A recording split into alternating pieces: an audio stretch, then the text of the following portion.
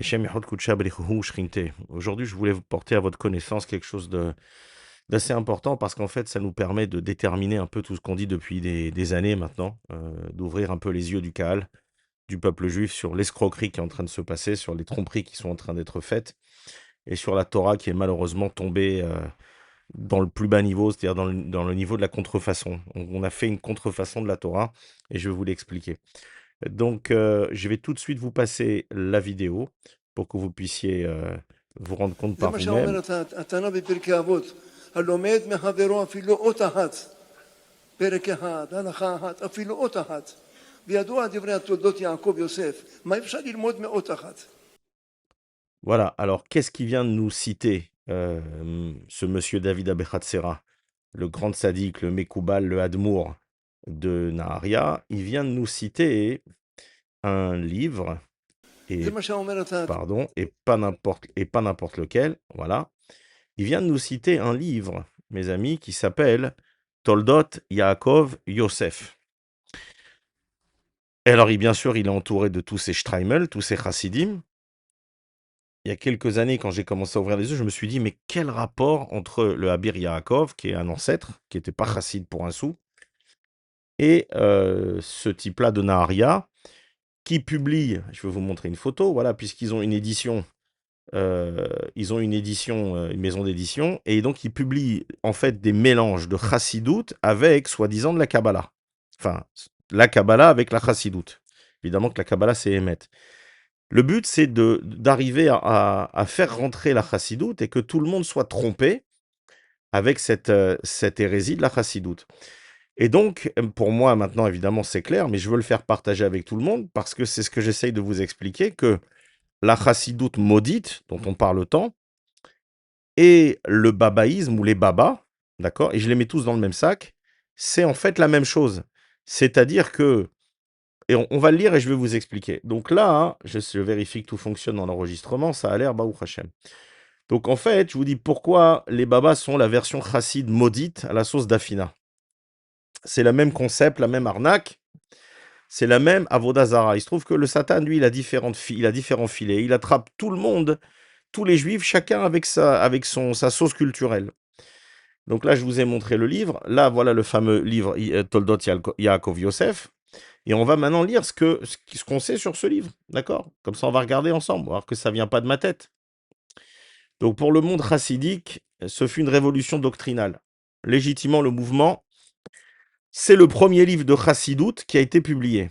D'accord? Donc, pour le Gaon de Vilna, le Gadol adore, mes amis. C'est pas n'importe qui. Et tous les opposants au chassidisme et tous les rabbinim de Lituanie de l'époque. La publication de cet ouvrage fut perçue comme une provocation majeure, une sorte de bombe atomique théologique. Le livre fut publiquement boycotté et brûlé à Brody, à Vilna. Et donc, ce livre-là, mes amis, a été brûlé. Toutes les éditions ont été brûlées. Voilà ce qu'on voyait dans ce livre. Ce livre, ça pose de ce Polnoy, ce rachat.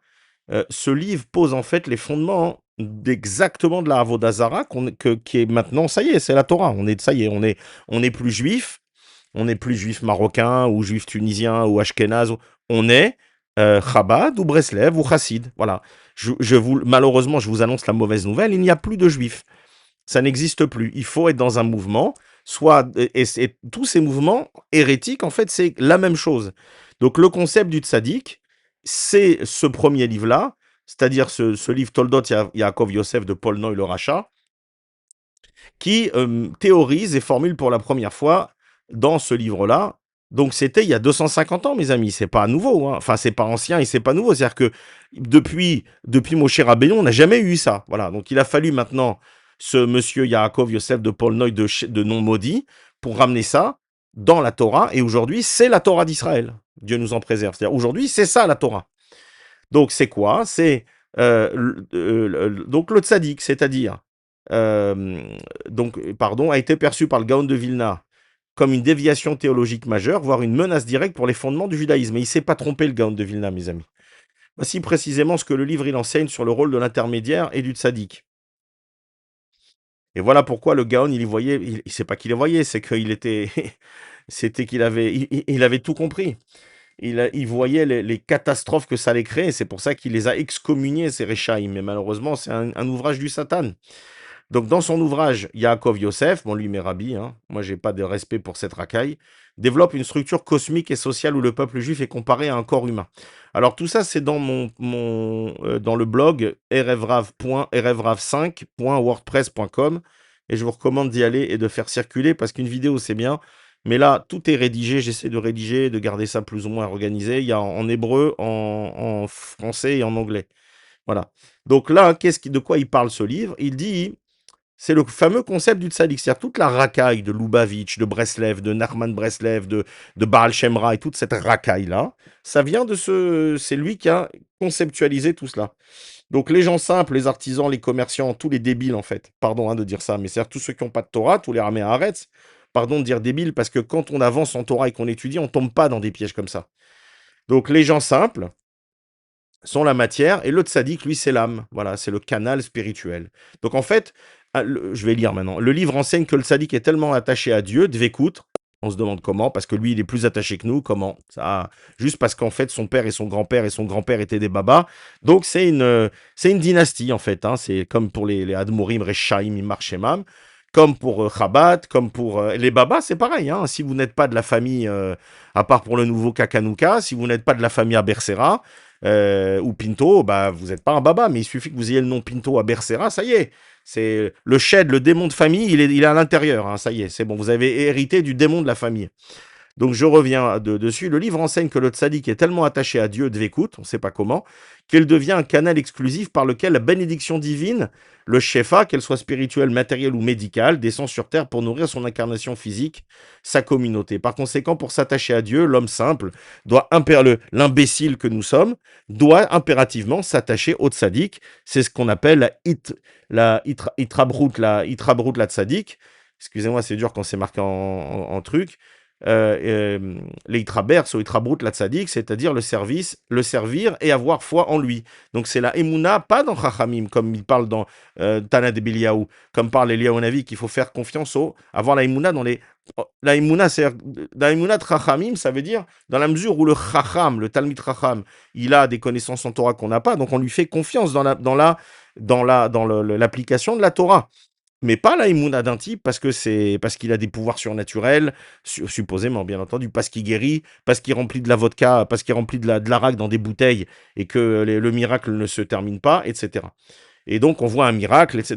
Donc, comprenez que toute cette pourriture, toute cette avodazara qui touche tout le monde juif, ashkénaze et séfarade, d'accord. C'est en fait le même concept. C'est pour ça que vous allez voir un Abersera au milieu de Chassidim, vous allez voir Pinto, les deux Pinto avec les... Ils s'entendent tous très bien en fait. C'est pour ça que Baba Saleh était copain avec Lubavitch. C'est pour ça que... Pourquoi? Parce qu'en fait c'est la même chose. C'est le même concept mes amis. C'est la même chose. C'est la nouveauté qui est sortie il y a 250 ans et qui nous pourrit la vie aujourd'hui. Hein, comme je vous le dis, euh, toutes les 90% des chassidim ont été massacrés pendant la Shoah. C'était un cadeau d'Akadosh Baruch Hu. À partir du moment où la Torah elle a été dévergondée, elle a été trafiquée, elle a été changée à ce point-là, il a fallu tout enlever. Comme au deuxième Beth Amikdash, quand il y avait tous ces sectes et les Tsedokim et les Baïtoussim qui avaient le Beth Amikdash. C'est le Kohen qui faisait le Korban la Ktoret à Kippour. C'était une pourriture une pourriture de Kofer, une pourriture d'Apikoros. Il y a un moment où, c'est ce qu'elle est dans la Gemara, c'est qu'à Kadosh Baruch Hu, à partir du moment où on change la Torah, qu'on ait des envies, des ta'avot, il faut lutter pour ça. Mais j'ai du respect pour les gens qui sont honnêtes, qui disent c'est dur, j'arrive pas. D'accord? Mais pas les gens qui travestissent la Torah, pas la racaille qui change la Torah. À partir du moment où on change la Torah, on est perdu. Hachem est obligé de tout détruire pour qu'on recommence. Et c'est ce qui s'est passé pendant la Shoah. C'est que toute cette racaille, elle a été détruite et que les 3-4 ont réussi, le Satan, il les a sauvés. Un par les nazis, l'autre par les sionistes. Je parle de Satmer, de Lubavitch. Par contre, tous leurs disciples, ils les ont laissés crever là-bas, dans les mains des nazis, ça, bien entendu. Mais eux, ils se sont sauvés avec leur famille. Un dans le Castor Train, l'autre, ils l'ont fait venir de France. Il était probablement au café des Deux Magots en train de siroter un jambon beurre. Il marche et mot.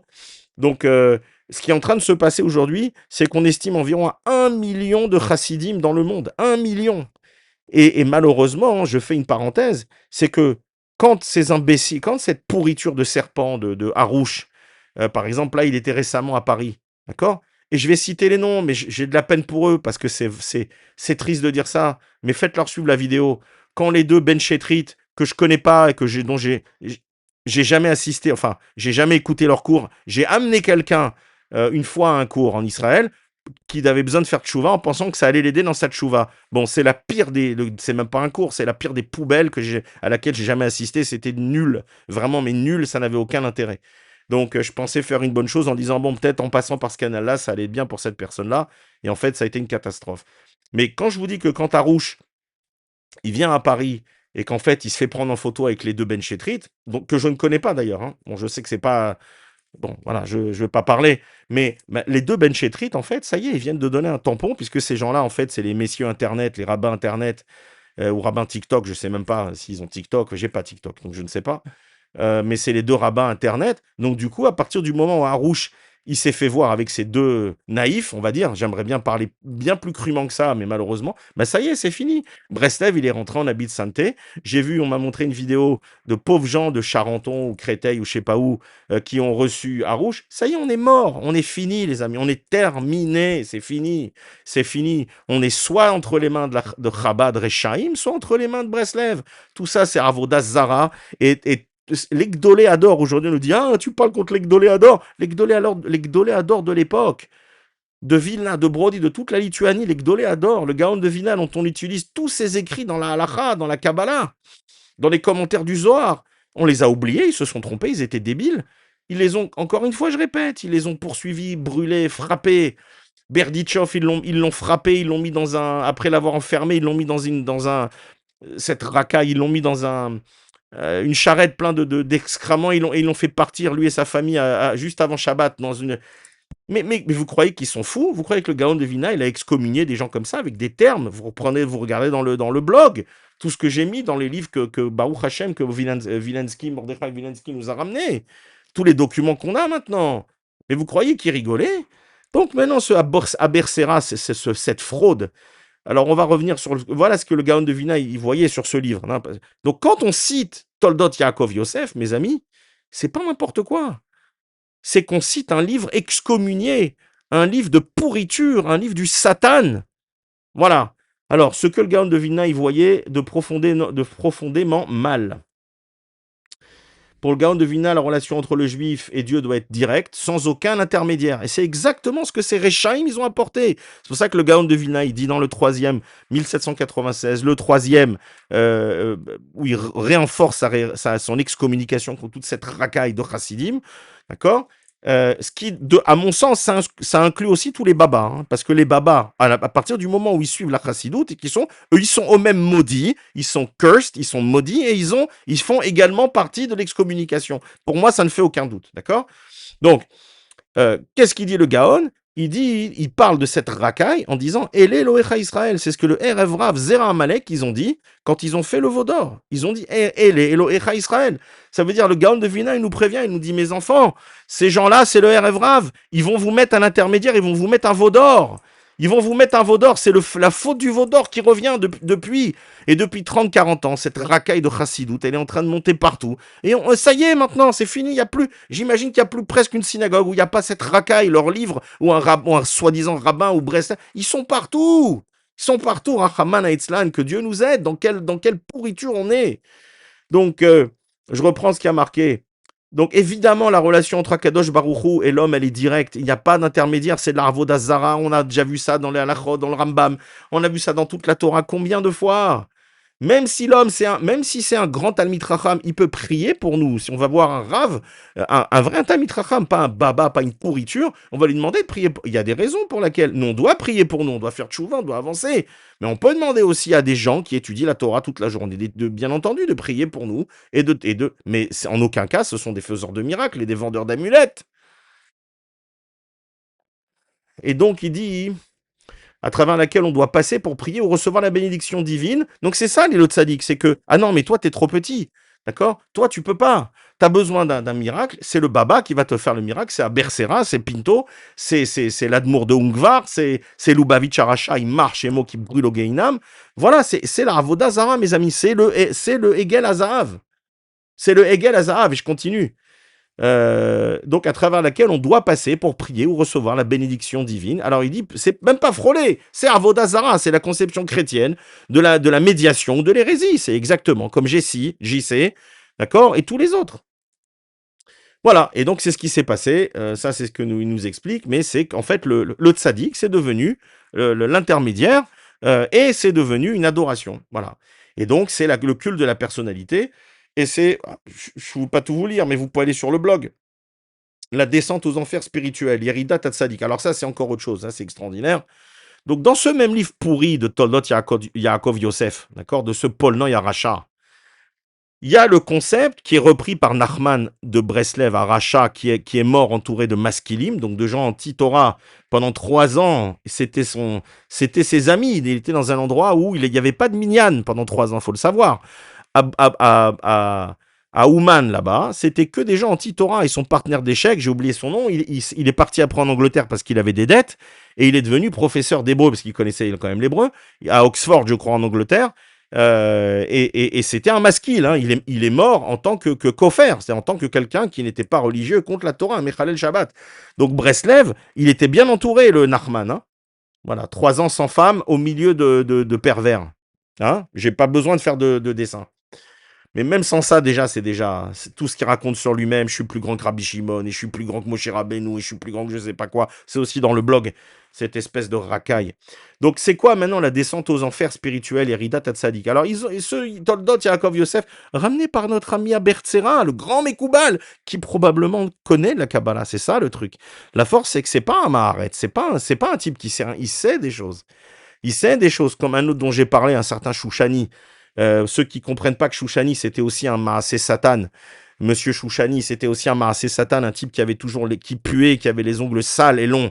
D'accord? Il y a pas j'ai pas besoin de plus que ça pour comprendre que c'était un Maasé Satan. Et un type qui devait connaître aussi la Torah. Et qui a formé tout un autre pan, c'est-à-dire tout le pan des imbéciles, des intellectuels juifs non religieux, comme Lévinas, comme, bon, Manitou, c'est encore autre chose, c'est au milieu, ça a donné le sionisme religieux, puisqu'il s'est relié aussi avec Cook, hein, mais Lévinas, Wiesel et toute cette racaille. Donc ça, c'est aussi un autre filet, si vous voulez, voilà. Donc celui-là, Chouchani, c'est le même genre, en fait, mais c'est pour des intellectuels, entre guillemets, vous savez, les hautes études les hautes études d'études juives, les gens qui pensent que juif, c'est être un intellectuel. J'oublie les noms, Martin Buber et toute cette racaille, etc. Et donc ça, c'est donc comprenez, comme je l'ai expliqué, il y a plusieurs camps dans le Satan. Il a attrapé les intellectuels juifs, ceux qui se font passer pour intellectuels, d'accord. Ceux qui ont besoin les Marocains, c'est le Baba. Les autres, ça va être Breslev, d'autres, ça va être Nachman. Il y en a pour tout le monde, mes amis. De la Avodah Zarah, on est dans l'entrepôt du père d'Avraham Avinu. Hein. Il y a toutes les statues, les idoles que vous voulez. Chacun en fonction de ce qu'il a besoin. Le Satan, il a prévu pour tout le monde. Vous avez chacun son propre veau d'or. Vous pouvez choisir. Vous avez le choix. C'est à la carte. Donc, qu'est-ce que c'est que cette histoire de Toldot Yaakov Yosef? Il nous dit ici, c'est un concept chassidique audacieux, la descente du tzaddik pour élever les pécheurs. C'est ce qu'on appelle Yerida letzorech aliyah. C'est ce qu'a fait Yeroboam ben Nevat, et c'est ce qu'a fait Shabtai Tzvi, c'est ce qu'a fait et tous les types qui sont attrapés là. Il y en a eu plusieurs. Il y en a un à Cholon, soi-disant Rosh Yeshiva. J'ai oublié son nom, Mugrabi. Il y en a un autre, tiens, l'autre pourri à Bergel aussi. Même Rakai à Netivot. Qui est aussi donc toute la famille à Bergel, même histoire. Celui qui nous explique Im zelo Torah Hasidut, ze Torah Sheker. Mishem daber à la Hasidut ou Goy Hamur ou Goy Gadol. C'est-à-dire tout celui qui parle contre la Hasidut, c'est un Goy. Bien sûr, donc le Gaon de Vilna, et 2000 ans, 3000 ans d'histoire, c'est des Goïm. Hein. Chazal, c'est des Goïm, tous c'est des Goïm. Donc toute cette famille à Bergel aussi, dont ils ont attrapé le fils, il y a 2 frères, une racaille qui va récolter de l'argent partout dans le monde. Hein, toujours la même histoire, hein, j'en ai déjà parlé. C'est la même, c'est les Abou Khatsera, c'est la même racaille. Hein, c'est les babas à Bergel de Netivot. Le frère, l'autre, il se fait appeler le Chida, parce que bon, c'est son père, il a appelé comme le Ben Ishraï, c'est incroyable. Bref, par le Chida, oui, le Chida, Rabbi Yosef David. Et comme le Chida. Et du coup, celui-là, ils l'ont attrapé avec des femmes en train de faire des choses, et il leur dit, non, mais c'est pour faire un tikkun, c'est pour te réparer. D'accord? Donc on fait des choses sexuelles qui sont à sourd dans la Torah, pour te réparer. C'est-à-dire que le type, il tombe avec une femme, qu'il y ait un rapport à un moment avec une femme consentante. Ça, malheureusement, ça peut arriver. D'accord? Mais de là à aller mentir et aller attraper quelqu'un et à faire croire que c'est de la Kabbalah ou que c'est un tikkun ou que c'est machin, mais c'est dégoûtant. C'est une pourriture. C'est une horreur. C'est une horreur. D'accord? Donc, en fait, toute cette racaille de chassidim et de faux babas, d'accord? Quand ils se font attraper, et il y en a de plus en plus, il y en a eu un autre, tiens, à Yavniel, et il y en a un autre aussi à, j'ai oublié son nom, que de la racaille, un Breslev aussi, qui a une secte, j'ai oublié son nom, mais la vérité, c'est pas important. D'accord, celui-là, ils l'ont attrapé avec des dizaines d'agressions sexuelles aussi, hein, un bon Breslev avec la barbe et tout ce qu'il faut.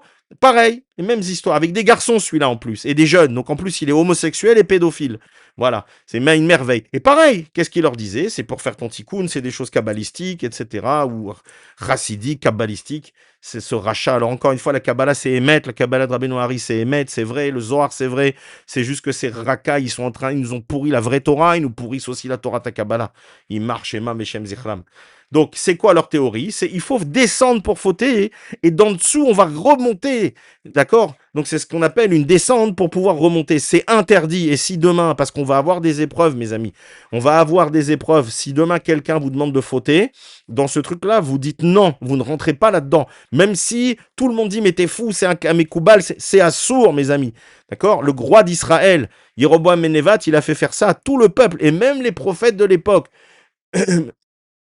Même celui qui était la première incarnation de Rabbi Shimon, il s'est laissé avoir. Alors nous maintenant, Hachem, il nous a prévenu plus d'une fois, on n'a pas le droit de fauter dans cette théorie-là de remonter, c'est interdit. Donc qu'est-ce qu'il nous dit ici? La descente du tzaddik pour élever les pécheurs. Donc pour sauver une âme tombée très bas, le tzaddik doit parfois feindre ou expérimenter une forme de descente spirituelle ou matérielle. Par exemple, interrompre son étude pour parler de choses futiles avec les gens ou commettre une faute mineure afin de se lier à eux et de les remonter vers la sainteté. Et il y a encore plus d'autres choses parce que ça, il n'y a pas tout dedans. D'accord? C'est interdit, mes amis. C'est interdit. Voilà. Je ne vais pas encore parler. Vous avez tout ça sur le blog. Le Rav, qui est celui dont la Torah nous parle, c'est les Harav, c'est un Rav, c'est-à-dire c'est quelqu'un qui est un modèle de par de son comportement et de ses midotes et de sa Torah, d'accord, et qui est là pour nous enseigner la Torah, s'il en reste encore des bons, ce qui n'est pas évident, et non pas le Rébé. Le Rébé, en fait, n'a pas besoin d'être un grand Talmid Chacham. Il a un pouvoir magique qui fait que lui, il est connecté avec Hachem et que donc il faut passer par lui. Donc en fait, ils ont réussi à remplacer le Rébé, le Rav par le Rébé. Voilà. Et c'est et voilà. Je vais pas tout lire. Il y a pas mal de choses. Je vais revenir sur la vidéo. Je voulais vous expliquer simplement. Je voulais vous expliquer qu'est-ce que c'est que ce Toldot Yaakov Yosef. Voilà, je vous montre ici. D'accord. Vous pouvez faire vos recherches. Comme je vous le dis toujours, ne faites confiance à personne, faites vos propres recherches. Ce livre, vous voyez ici, il le dit sur Google ou je sais pas quoi, c'est le premier livre chassidique qui a été publié, et c'est tout ce qu'on vous a dit. Vous pourrez regarder, tout ce que je vous ai dit, c'est émettre, c'est la vérité. Et donc, à Bertzera, comme je vous l'ai dit, donc le blog c'est rfrav5.wordpress.com. Voilà, là c'est ça c'est le post que j'ai mis là-dessus. Tout ça pour vous dire que on est dans une génération de lâches. De lâches. Parce que combien de fois vous allez entendre des rabbinim vous dire « N'allez pas chez les babas, n'allez pas chez les babas, ils sont là pour votre argent, n'allez pas chez les babas. » Mais donne des noms. Donne des noms, espèce de lâche. Donne des noms. Le problème, c'est que, mais son petit-fils, il est marié avec sa petite-fille. D'accord? Ou il était au mariage avec lui. Ou alors, ils ont tous des liens. Personne n'a le cran de se battre pour la Torah. Donne des noms, donne des noms. Si tu donnes pas de noms, tais-toi pour toujours. De quoi tu parles? Hein? Combien de fois vous l'avez entendu ça? N'allez pas chez les babas, chez les babas. Qu'est-ce que ça veut dire chez les babas? Ça veut dire quoi? C'est toute cette racaille. Les Pinto, les Abersera et la chassidoute qui est aussi du babaïsme. C'est la même chose. D'accord? Mais tous ces rabbins qui sont des lâches, des lâches, vraiment des lâches, ils auront des comptes à rendre. Alors, quand c'est pas ici Lubavitch, Breslev, et ça, c'est des rabbanim, des tipshim, mais tout pachim, des imbéciles, une Torah, de la mort, ça m'a mavette. Des pourritures qui sont en train de mettre la pourriture dans le peuple juif. Et je termine, mes amis, tous les petits crétins qui vont mettre un commentaire. Et invente Israël. Et qui tu es? Tu dois faire du chesed. C'est le moment de s'unifier. Espèce d'imbécile. Le Zohar Kadosh, il dit. C'est quoi le chassid? C'est celui qui fait du chesed avec son créateur. C'est ça le chassid. La première chose de chassidoute, c'est quoi? C'est prier au net tous les matins. À quelle heure tu pries, toi, espèce d'imbécile? À quelle heure tu pries? 11 heures? Et tu t'appelles chassid? Allez. Donc, si vous mettez des commentaires, il y a 99% d'Internet, c'est de la chassidoute pourrie, c'est tout ce mensonge. Alors, ne venez pas sur cette chaîne-là pour venir me faire la morale et me dire de faire tchouva. Vous êtes des rechaïm, et si vous ne faites pas tchouva, vous verrez ce qui va vous arriver quand vous allez quitter ce monde, ou si ma chère Bezrat Hashem, il arrive, parce que je vous le garantis que tous les chefs de toute cette racaille, il n'y en a pas un qui restera au moment du Mashiach. Pas un qui va rester, il marche, Emam, Rechaim. Et tous les rabbanim qui n'osent pas ouvrir leur bouche, et je sais qu'il y en a qui m'écoutent, oh, il va voy combien vous allez payer pour avoir amené des Breslev dans vos synagogues, amené cette Torah du Sheker, d'accord, et ne pas parler contre cela, alors que vous le savez pour beaucoup, vous savez que c'est Avodazara, vous savez que c'est Assour, mais vous avez peur de parler. Pourquoi? Parce que vous êtes dans le consensus, parce que vous êtes des trouillards et des lâches. Et à Kadosh Baruchou, c'est marqué dans le Zohar à Kadosh, que vous serez les premiers à partir.